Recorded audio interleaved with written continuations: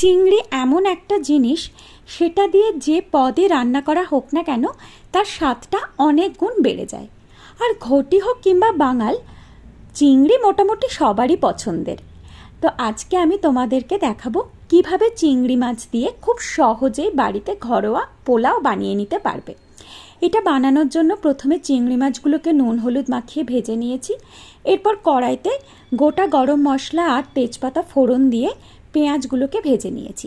পেঁয়াজগুলো একটু লাল লাল হয়ে আসলে ওর মধ্যে আমি দিয়ে দিয়েছি নুন আর দিয়ে দিয়েছি টমেটো।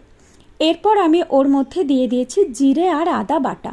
মনে রাখবে এখানে কিন্তু রসুন বাটা দেওয়া যাবে না। এরপর দিয়েছি হলুদ, ধনে গুঁড়ো আর লঙ্কার গুঁড়ো দিয়ে ভালোভাবে কষিয়ে নিয়েছি। কষানো হয়ে গেলে ফ্যাটানো টক দই দিয়ে দিয়েছি। তারপর আরেকটু কষিয়ে নিয়ে তেল ছেড়ে আসলে দিয়েছি কাজু বাদাম আর কিশমিশ দিয়ে আবার ভালোভাবে নাড়াচাড়া করে নিয়ে আমি যে রাইসটাকে ভিজিয়ে রেখেছিলাম 2 ঘন্টা সেটা দিয়ে দিয়েছি।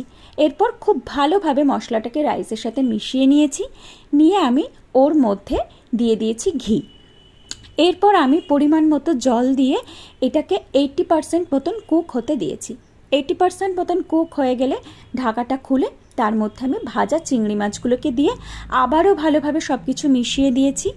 আর ওর মধ্যে আমি দিয়ে দিয়েছি বিরিয়ানির মশলা, আর দিয়েছি আমি পরিমাণ মতো নুন, চিনি আর গোলমরিচের গুঁড়ো দিয়েছি একটু ঝাল ঝাল ভাব আনার জন্য। এটা চাইলে তোমরা দিতেও পারো, নাও দিতে পারো। এরপরে আমি বাকি 20% কুক হওয়ার জন্য আবারও ঢাকা দিয়ে রেখেছি। তারপরে ঢাকাটা খুললেই দেখতে পাচ্ছ কি সুন্দর পোলাও রান্না হয়ে গিয়েছে। দেখতে যেমন সুন্দর হয়েছে, খেতেও কিন্তু দারুণ হয়েছে।